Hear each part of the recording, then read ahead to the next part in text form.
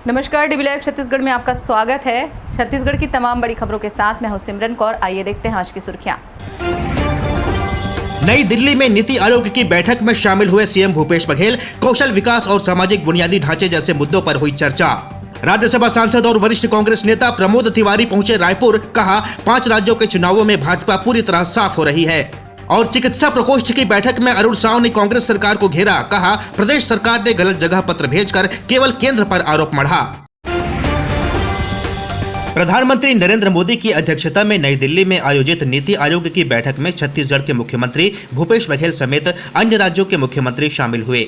बैठक में बुनियादी ढांचे और निवेश, महिला सशक्तिकरण, स्वास्थ्य और पोषण, कौशल विकास और सामाजिक बुनियादी ढांचे जैसे मुद्दों पर चर्चा हुई।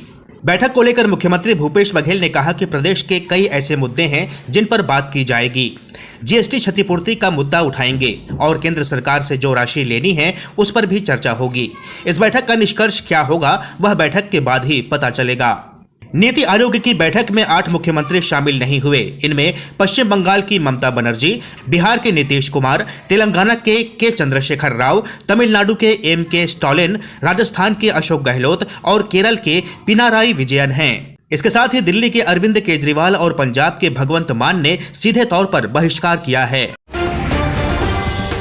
राज्यसभा सांसद और वरिष्ठ कांग्रेस नेता प्रमोद तिवारी ने कहा कि मैं पंडित हूं और मैंने कुंडली दिखवा ली है कि अब यूपी में बीजेपी नहीं आने वाली, क्योंकि बीजेपी के जीतने के योग नहीं है।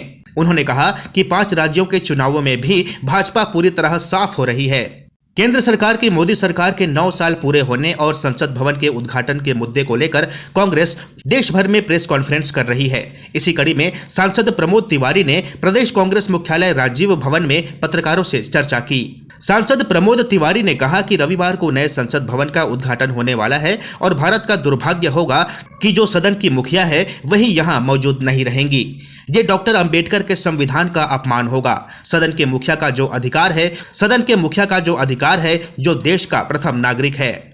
उन्होंने कहा कि अनुरोध के बावजूद राष्ट्रपति से उद्घाटन नहीं कराया जा रहा है। एक ऐसा राजा यहाँ है जो अपने साथ किसी की फोटो पसंद नहीं करता, किसी और का नाम अंकित हो यह उन्हें पसंद नहीं।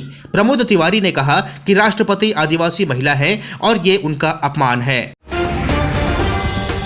भाजपा चिकित्सा प्रकोष्ठ की प्रदेश कार्य समिति बैठक के समापन सत्र में प्रदेश अध्यक्ष अरुण साव ने कहा कि कोरोना काल में गलत जगह पर पत्र लिखकर कांग्रेस सरकार ने 4.5 साल तक केवल केंद्र सरकार पर आरोप मढ़ने का काम किया है। प्रदेश अध्यक्ष अरुण साव ने कहा कि कोरोना काल में केंद्र सरकार से अनुमति और आर्थिक सहायता के लिए पत्र कहां भेजा जाए यह सरकार के अफसरों व मंत्रियों तक को पता नहीं था। स्वास्थ्य सेवाओं के सुधार के लिए कोई गंभीर प्रयास राज्य सरकार ने नहीं किए। इनकी रुचि केवल उन कामों में रही जहां अच्छा खासा कमीशन की गुंजाइश रही। भ्रष्टाचार सरकार की रग रग में बसी है। प्रदेश संगठन महामंत्री पवन साय ने कहा कि मोदी सरकार के 9 साल की उपलब्धि को जनता तक पहुंचाने में प्रकोष्ठ को सार्थक योगदान देना है। प्रकोष्ठ के प्रदेश संयोजक डॉक्टर विमल चोपड़ा ने ग्रामीण चिकित्सकों की इस मांग का समर्थन किया, जिसमें उन्होंने बिना डिग्री के वर्षों से इलाज कर रहे चिकित्सकों को प्रशिक्षण देकर सम्मानपूर्वक प्रैक्टिस करने की बात कही थी। इसके अलावा नर्सिंग होम एक्ट से क्लिनिक एवं छोटे नर्सिंग होम को मुक्त करने का भी समर्थन किया। यदि ये वादे पूरे नहीं होते हैं तो भाजपा इसको पूरा करेगी। छत्तीसगढ़ में 15 आईपीएस अधिकारियों का ट्रांसफर किया गया है। इनमें 12 जिलों के एसपी बदले गए हैं।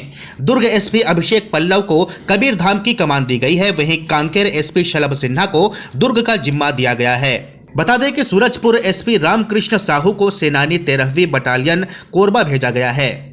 आई कल्याण एलेसेला को बेमेतरा से सूरजपुर एसपी बनाया गया है। इसी तरह बलरामपुर एसपी मोहित गर्ग को हटाकर सेनानी 19वीं बटालियन जगदलपुर भेजा गया है और बलरामपुर की कमान लाल उमेंद सिंह को दी गई है। मनेन्द्रगढ़ चिरमिरी भरतपुर के एसपी टीआर कोशिमा को हटाकर सेनानी 2री बटालियन सकरी बिलासपुर भेजा गया है और दंतेवाड़ा एसपी सिद्धार्थ तिवारी को मनेन्द्रगढ़ चिरमिरी भरतपुर जिले का नया एसपी बनाया गया है। इस बुलेटिन में फिलहाल इतना ही। बने रहिए डीबी लाइव छत्तीसगढ़ के साथ। नमस्कार।